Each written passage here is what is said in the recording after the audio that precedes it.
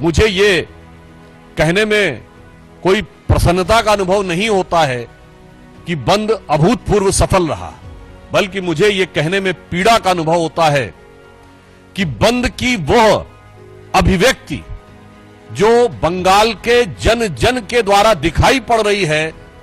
वो ममता बनर्जी जी की सरकार को सुनाई नहीं पड़ रही है। और इसके बाद जो मैंने पहले ही कहा, पुनः कह दूं, जांच को भटकाने, आरोपी को बचाने, सबूतों को मिटाने के बाद अब डॉक्टरों को धमकाने की एक नई रणनीति दिखाई पड़ रही है। आपने इससे पहले कोई ऐसा बंद नहीं देखा होगा कि जहां एक तरफ बंद का आह्वान किया जाए, दूसरी तरफ सत्ताधारी दल के नेता जाकर दुकानों को खुलवाने का प्रयास करें, फिर इसके बाद मुख्यमंत्री आकर प्रेस को संबोधित करें और आप उनके शब्दों को गौर करिए। वो क्या कह रही हैं? मैं नहीं चाहती कि एफआईआर हो, हम एफआईआर नहीं करना चाहते ताकि कैरियर ना बर्बाद हो,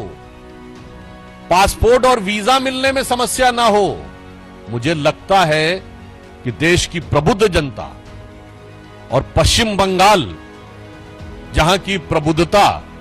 कई शताब्दियों से बहुत प्रसिद्ध है, वो इसका अर्थ, भाव और अभिव्यक्ति न समझ पा रहे हो, ऐसा संभव नहीं है। भारतीय जनता पार्टी स्पष्ट रूप से कहना चाहती है कि शब्दों के हेरफेर के साथ ममता बनर्जी जी ने सीधे डॉक्टरों को धमकाने का काम किया है